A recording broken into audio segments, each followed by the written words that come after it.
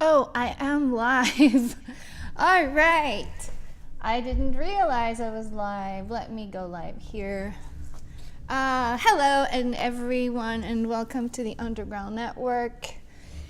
We are broadcasting live from Los Angeles. Happy Holy Week to the Greek Orthodox. I hope you had a wonderful Easter for those who celebrated Easter yesterday, or Passover, or whatever you may have been celebrating. I was about to talk about something that has not been in the news, in the international news, and while I was about, oh my God, planes are passing by, trains are passing by. Whoa, what is going on? What is going on? Can you hear those planes?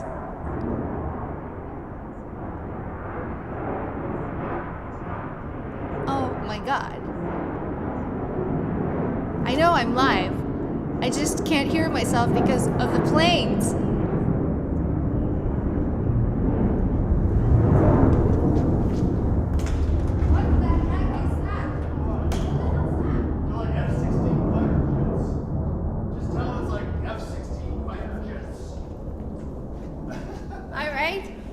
Those were just F-16 fighter jets just flying over the studio.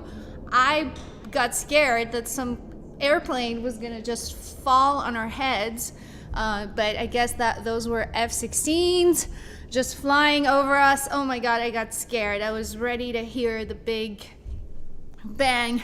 Whew. All right, F-16s now. All right, what was I saying? I was saying that here's the news. I was going to talk about it, yet this has been denied. The Secretariat of European Affairs Department of Syriza. The Secretariat of European Affairs Department of Syriza, his name is Petros Miliarakis. About a week ago, about 10 days ago actually, March 27th, said on TV in an interview that 49.4 billion were swapped by the Greek government in the last 2 months since it had been in government in order to pay pensions and salaries. So this was said on TV. It's pretty accurate. It said that these were done with those swaps were done by I think from general government, and they're related to parallel transactions that are pre-selected and that are assigned to pre-selected banks or hedge funds. Of course, the interest rates of those swaps are extremely high.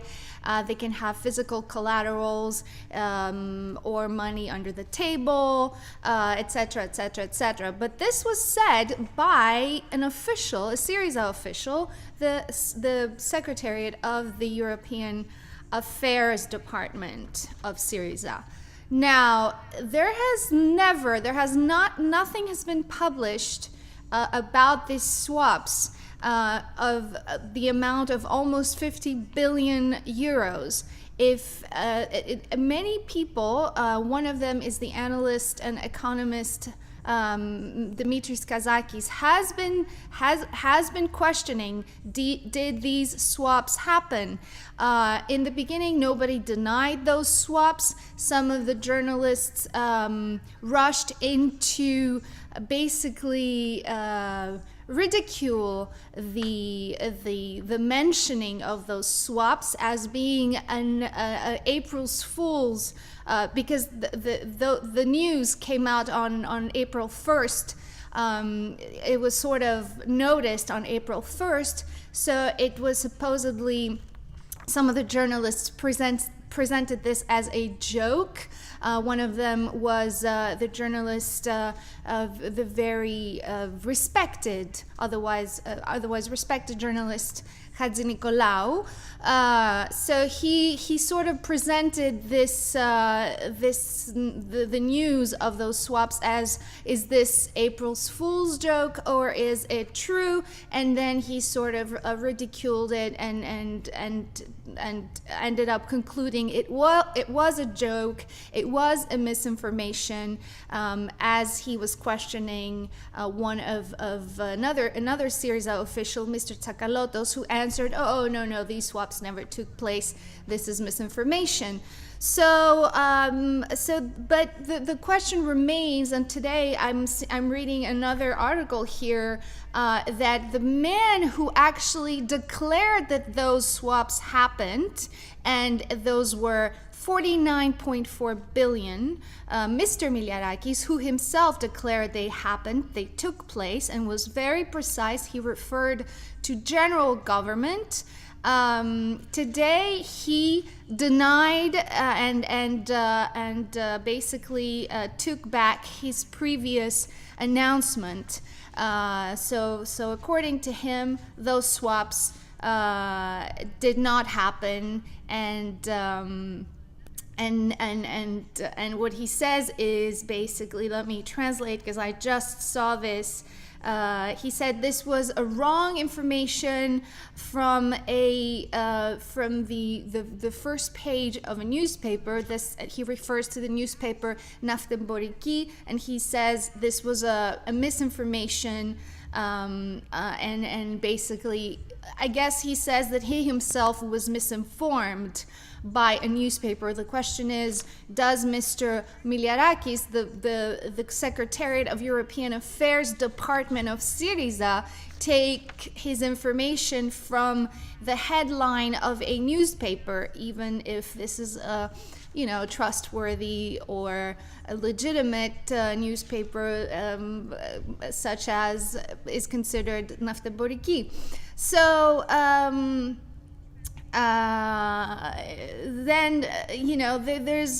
there's been a lot of people denying the fact that those swaps took place, and I guess we will know if those 49.4 billion euros were swapped in the last 2 months, since Syriza since we have this new government. We will only know when they mature, because swaps are only revealed, they don't appear in the national debt, in the public debt. We don't see the swaps in the data unless they mature. So until then, we won't know if it's true or not. The only question is, why did it take so many days to deny something that was said? It took 10 days because the denial just came out today in Greece by Mr. Miliarakis. Why was he so precise? Why was he so specific by telling the amount of those swaps 10 days ago? And why throughout all this time nobody came out to deny it? Only today we had this denial. Anyway, a lot of things that have been that are being told to the public they come a little too late usually. So the public is the Greek, especially the Greek people, but as well as the rest of the public in the international arena are learning everything a little too late. We are sort of under this media propaganda that is, if one reads the news, one reads the same things again and again.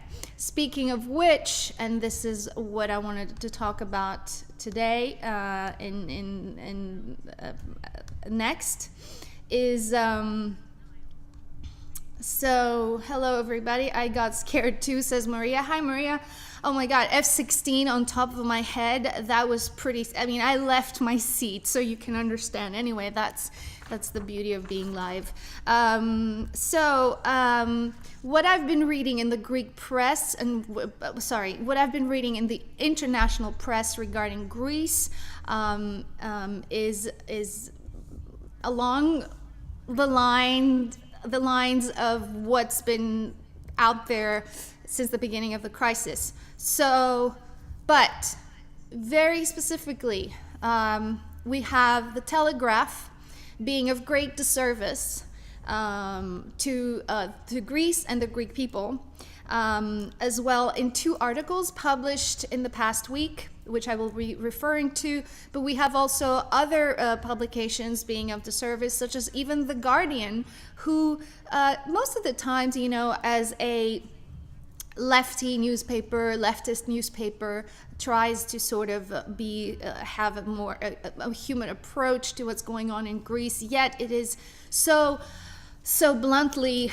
pro-European Union that it really can't see the bigger picture, and it starts to become painful for the people. The fact that many people get so close to what the truth is, yet they can't see it when it's right in front of them, and they can't really point the finger at the European Union, starts to be really annoying. But anyway, to get back to the Telegraph, it talks last Thursday in an article. It talked about Greece, drawing up like really drastic plans, and announced that the Telegraph says that the country plans to nationalize the banks and have basically a parallel currency. Now, is this true? Who knows? What's mentioned in the articles is basically the Bank of America, and which actual plans of 2 currencies, a hard currency, the euro, and an internal currency, a parallel currency, what they call a soft currency, the drachma. Plans like this have been in the works by actually the Bank of America since, I think, as early as 2011, if I'm not mistaken, or around that time. So it's funny that the Telegraph mentions Bank of America, who warns that it's a critical time for Greece, and if Greece misses the IMF payments, it would trigger parallel defaults. The eurozone, it will default in the eurozone as well as the bailout fund, the EFSF. It will force the EFSF to cancel its loan packages to Greece, and then it would trigger another default on the Greek government bonds issued, and other things. So basically it says, and this is the Bank of America mentioned by the Telegraph, it warns that, defaulting on the IMF payment, which is due on April 9th, will trigger a chain reaction. The markets will lose faith, and it's already bad as it is. It can't do it. It goes on further, saying many more things like, it's going to nationalize the banks and all these things. And one wonders, when did, officially at least, the current government talk about nationalizing the banks?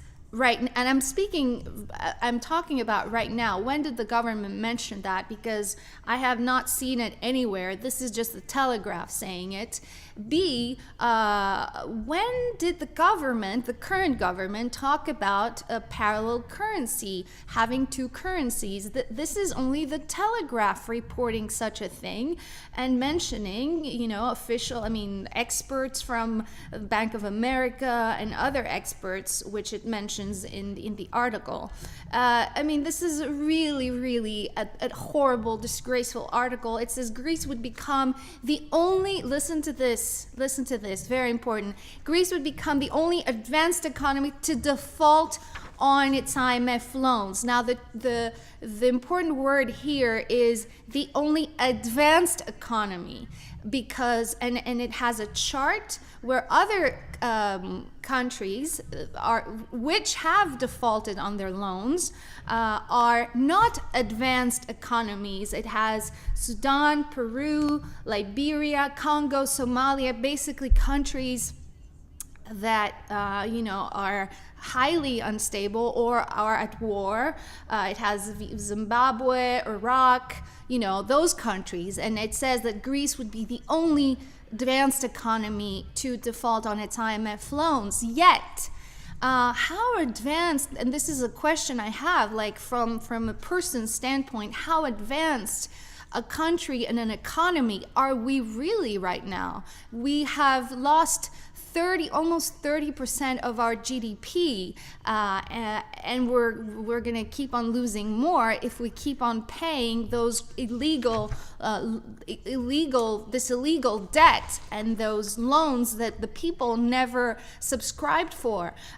So how advanced an economy are we? Why do people in the press or in the West try to portray us as an advanced economy when we've seen our economy being destroyed as if we were at war?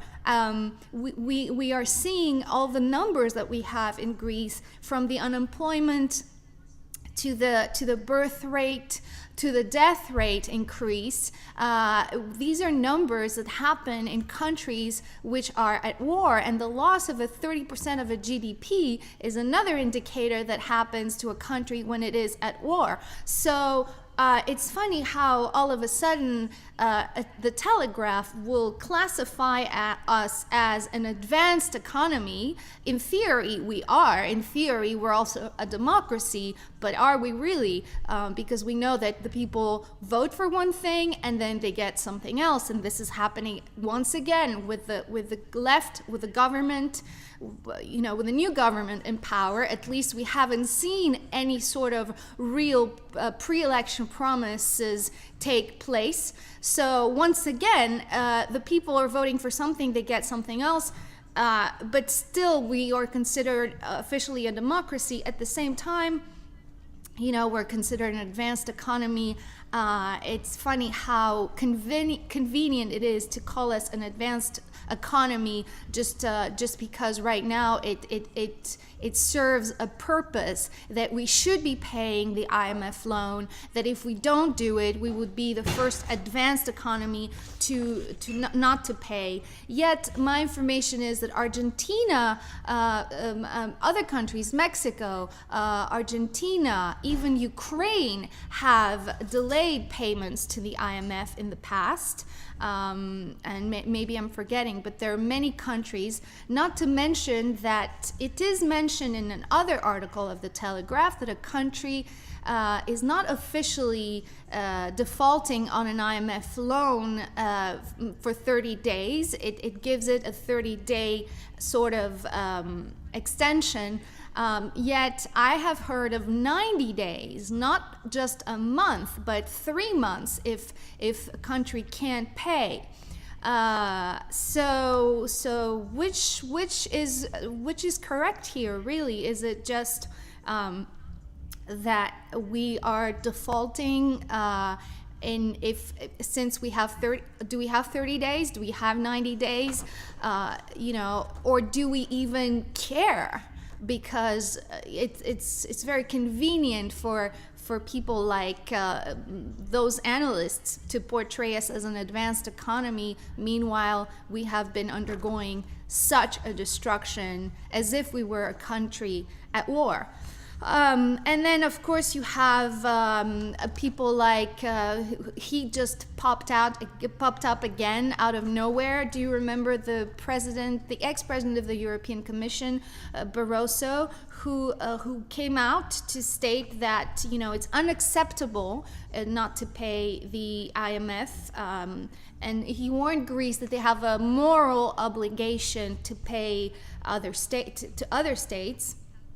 And he, of course, he's talking about the loans given by the EFSF or the countries of the Eurozone, because as we know, all countries, all those countries were conned. Even, yes, indeed, poor countries contributed to money for Greece. Yet we all know this wasn't money for Greece. This was money for German, French banks primarily, and I think even Dutch banks. So all the citizens were conned, are still being told lies about who the money was for. The money was not for Greece or the Greeks. It was to bail out banks.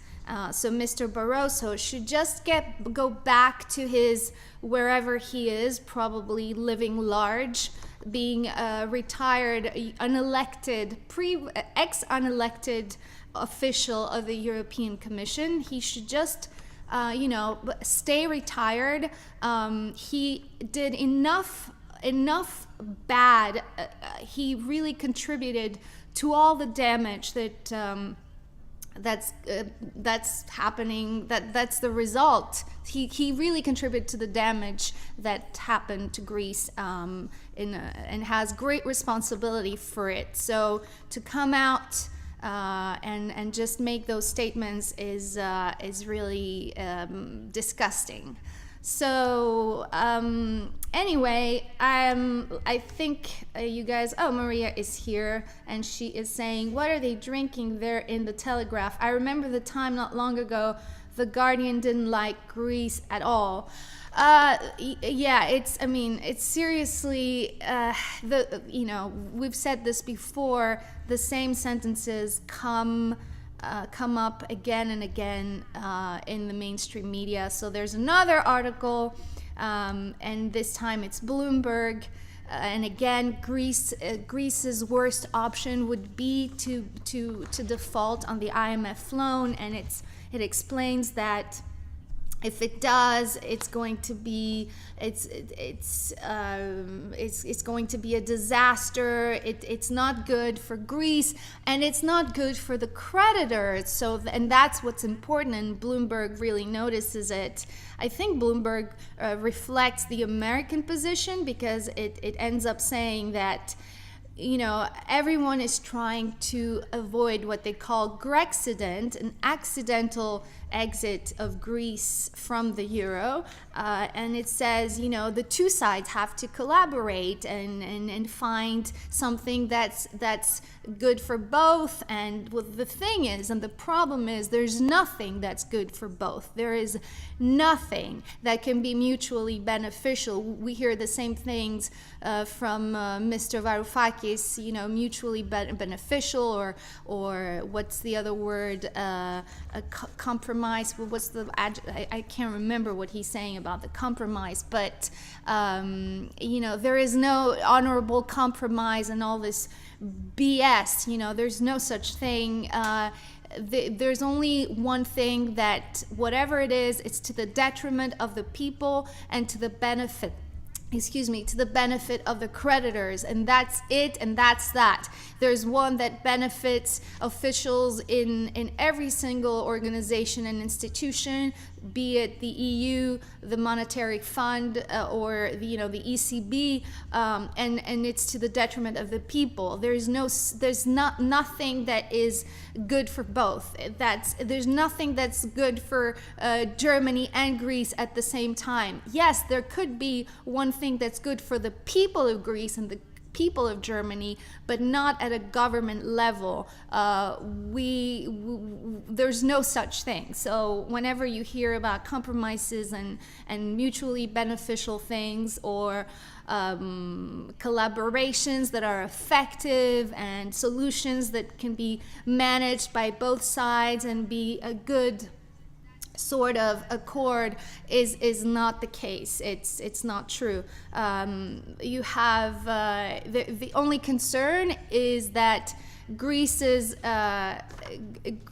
it's the viability of the Eurozone, which most people say it is not viable. Again, I was reading something by the French economist Jacques Sapir. He believes, and he wrote an article, unfortunately only in French so far, but if you speak French, just go ahead, I encourage you to read it. He predicts that the Eurozone will probably is about to collapse and could happen in 2015. Jacques Sapir, French economist. So it's the Eurozone that's not viable, and we keep having all this trashing by international media, the Telegraph, the Guardian, Bloomberg, and all those articles portraying Greece as another expression used by the Telegraph is errant Greeks. He said we could basically, misbehaving, delinquent Greeks. He calls us, if we default on the IMF loan. There's also this expression which is in the Telegraph's article. The central bank, the ECB, has kept Greek banks on a tight leash. What kind of expression is that? To keep, the central bank keeping other banks on a tight leash, as if, this is a vocabulary of pets, of a dog. I mean, seriously, this is not very, very serious or nice. That I think the situation in the media is really out of control, and unfortunately, there is no opposing voice. No, there is none. I've said it before. Tomorrow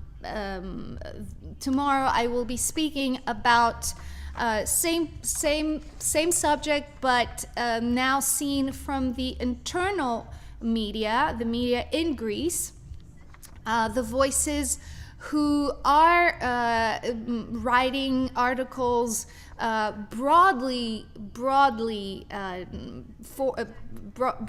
retweeted and shared in the social media and on Twitter. But these are people who are Greek, who live in Greece probably, and write in English, and they come out they come out every day and they post something that is basically against the country. They use specific terminology and they manipulate public opinion. So today I dedicated it to the Telegraph, the Guardian, and other publications, Bloomberg.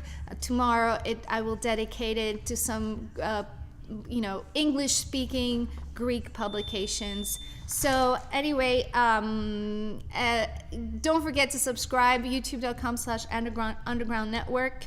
Very few people watching today, but that's okay because I know it's Easter week. So happy Holy Monday. And I'll see you again tomorrow, same time, 1 p.m. Los Angeles time, 11 p.m. Greek time. Kalli Anastasi, and see you tomorrow.